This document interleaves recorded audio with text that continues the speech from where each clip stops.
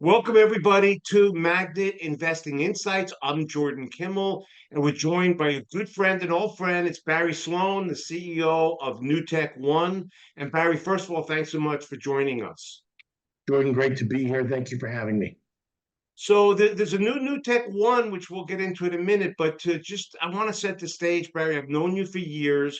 I attend conferences, and when I do so, I ahead of time score out all companies ahead of time based on insider ownership, based upon revenues and margins. And if you remember, I met you at a conference, and after the conference, I said, Barry, you don't need to sell me. You rank up on our magnet stock selection process. That had to be 10 years ago.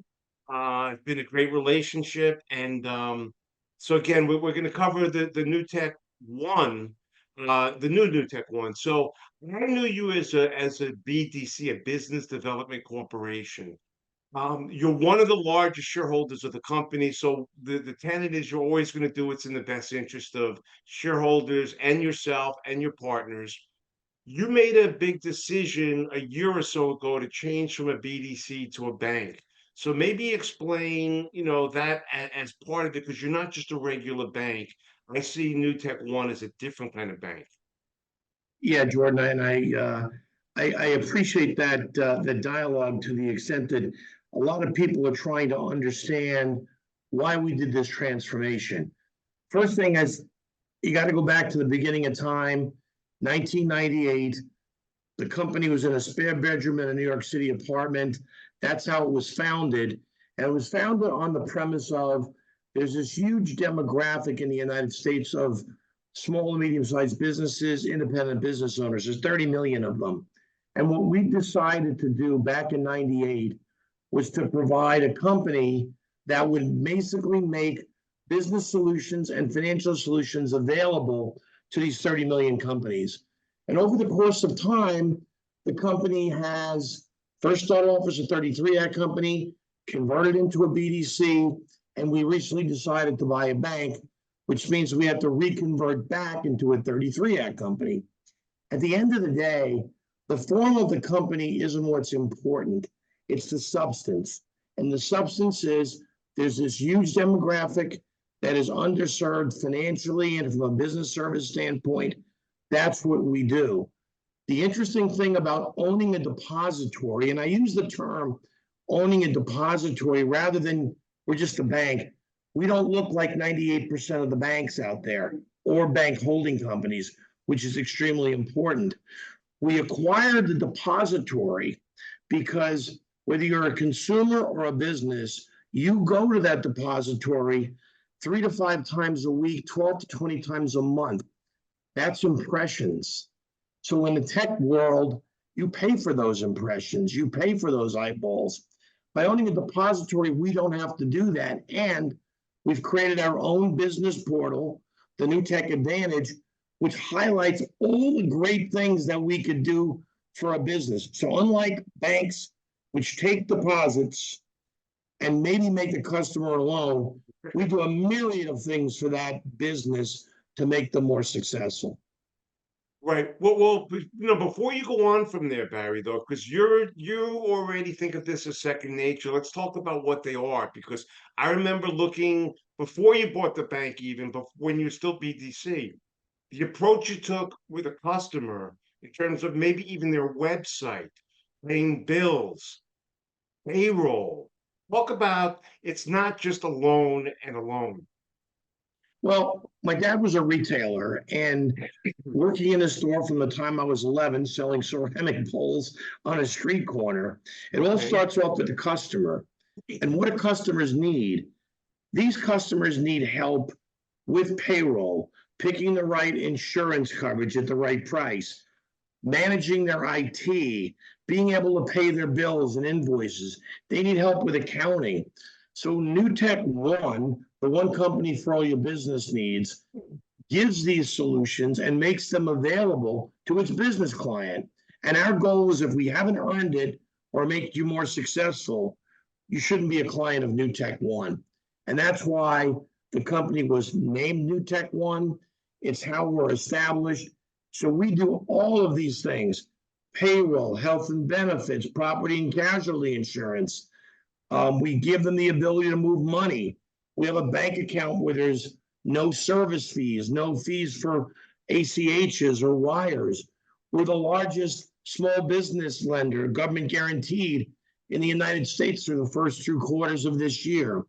We'll do about $1.4 billion worth of loans. So we are a total solutions provider for the 30 million businesses that the SBA defines as independent, and in that bucket represents 50% of non-farm GDP. Right. And that's the part of Newtek that always amazed me, the other services that you're able to do. So while we're on that, um, you founded this, co-founded this out of your bedroom, but I know that you're a very humble guy. You like to share. You don't run Newtek day-to-day operations right now. You built a team around you. These are professionals. Some have been with you for many years. I know you're really proud of the team. So maybe you want to even shed some light on some of the players that really help you and continue to, build what Newtek's about. Sure, we have 550 employees at Newtek today. We view ourselves as the company that is branchless, bankerless, brokerless, and BDO-less. So what you see on the screen here with Barry, Newtek One in the background, that's what you get. So our client-facing employees are all on camera. So we are very virtual.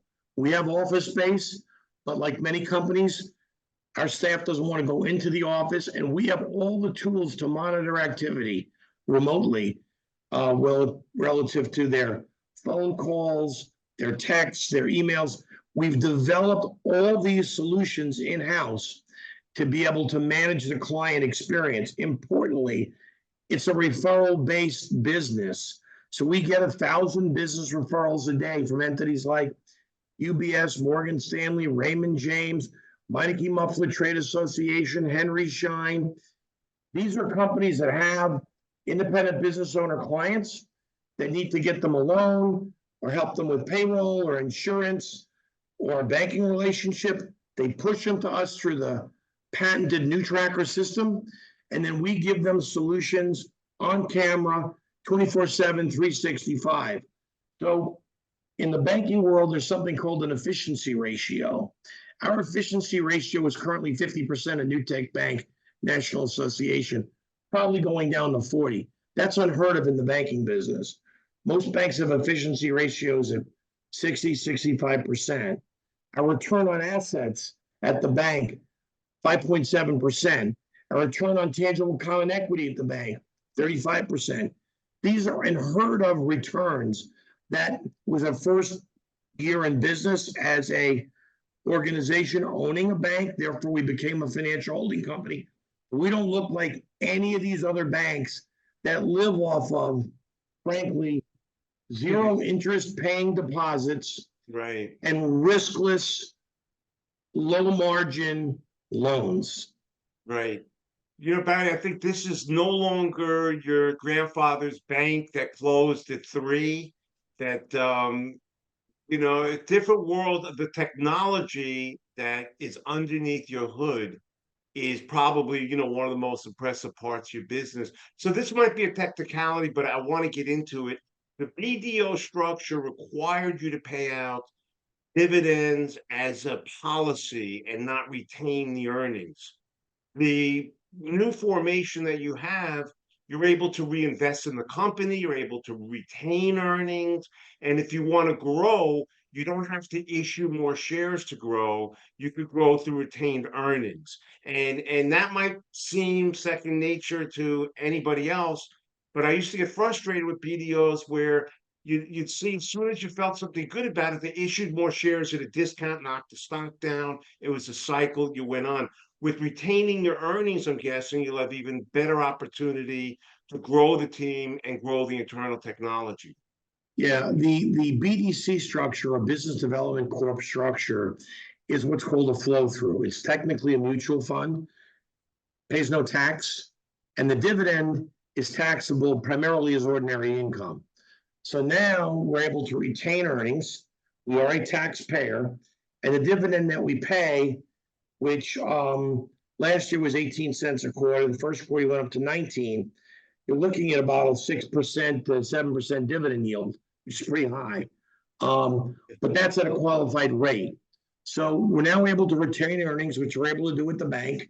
And we're also able to lever the business more through deposits and lower cost of funds than as a non-bank lender or non-bank entity. I think the one thing I wanted to point out, Jordan, relative to our business model, this is the new way to open up a depository account. Okay? And because of this, banks that are feasting on non-interest bearing depository accounts, they won't be able to survive. We are a lender to small to medium-sized business. Our current rates, because we do long amortizations on the loans, they're prime plus 11.5%. 3/4 of the loan has a government guarantee on it. We're able to sell it at a 10 to 11 point gain. That's why our returns on assets and equity are extraordinarily high. Unlike a bank, which has to have its cost of funds at 1.5 to 2, it has very low risk consumer loans, either residential car loans or other things. The margins in the banking industry are razor thin, and it limits them to their growth. So we are a growth-oriented organization. We look nothing like a bank, and the market is beginning to become familiar with who we are and how we're going to perform. And we're excited about going out, telling our story, showing marketplace we are a growth company in a bank format, which is totally a bit of an oxymoron. No, hey, listen, when the world is focused on hyper growth and what if this and what if that, you never discount money in the pocket, earn money while you're sleeping. These dividends that you mentioned in passing, let's stick on that for a while. You are paying out a dividend more than double the S&P dividend, much more than the banking industry. But not only, do we talk about the importance of dividends and total return, Barry, I recently saw you increase your dividend. Increasing or decreasing the dividends, a big discussion for the board. It's done with only, it's a sign of confidence when companies are raising their dividend. So I want to, maybe just take a minute without getting too into the coverage. You wouldn't do that unless you were confident about what was going on. Dividends, obviously, they have to be approved by the board. Company like ours and many companies do that as a sense of stability because it's paid out of income. It's a sign of faith that they're going to be able to make that income, pay the dividend, and the regulators have to ultimately approve dividends to make sure that you're in compliance and done so in according with the plan. So in 2023, we were primarily 18 cents a share. And we bumped up the last quarter to 19. We moved it up a penny. And look, we feel very good about the business model, our loan portfolio, because we've been a lender for over 20 years. So we know how to lend in this space. Right. We've lent through 08, 09. We've lent through the pandemic. Got a great management team led by Peter Downs, Chief Lending Officer. We brought in very senior people to run the bank. Nick Young, formerly Chief Credit Officer at Iberia Bank. We brought in a new CFO, Scott Price. The Newtek team is really chock full of talent. We're excited about our future.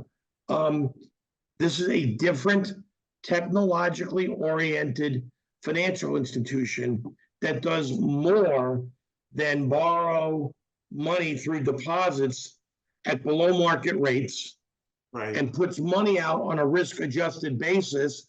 Yes, we take more risk in our loans. We have 20 years worth of experience. So our loan loss reserves at the end of the year were about 370 basis points. I would say that's 7 to 8 times the normal loan loss reserves of a bank. But we do expect that we'll have greater losses, but the returns are greater. And when you net it out against those reserves, we do just fine. And we have 20 years of experience in the space that tells us we know what we're doing. Well, Barry, you know me well enough to know that I look below the hood. I look at the numbers. I don't only look at earnings. I look at margins. I look right through the balance sheet. And one of the things, the M in Magnet was always about management, and it's difficult to measure. But one thing you can measure is the commitment to the company. Do they own any shares? You see a lot of guys with a very big salary, they get awarded shares every year and they sell them immediately, and you got to laugh. So I know that you are making decisions as still the largest single shareholder. Institutions have climbed on board, and that's what all happens with magnet stocks too. So I give you a tremendous amount of credit for the work you put in. I know that right now you may be a little bit through a transition period where people are learning how the balance sheet operates, how Newtek's able to take their earnings, reinvest them, build out the team. And one other thing, Barry, I just want to mention, you mentioned just in passing, just because you're so used to it, as one of the largest SBA loan facilitators in the United States, and have been for many, many years. And as a result, as the CEO, you have a really great pulse on the economy itself, the actual borrowing, the actual lending. And so I think it's that stewardship, the experience of you and your team that has led to these increasing dividend stream and solid growth that you've experienced. And Barry, it's not everybody who has an idea to help a lot of people get loans and facilitate a need.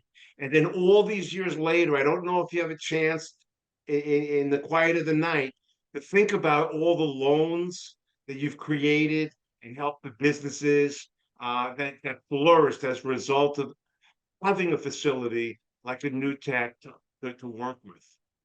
Yeah, look, I think that, in addition to having a company that makes money, pays taxes, um, employs 550 families.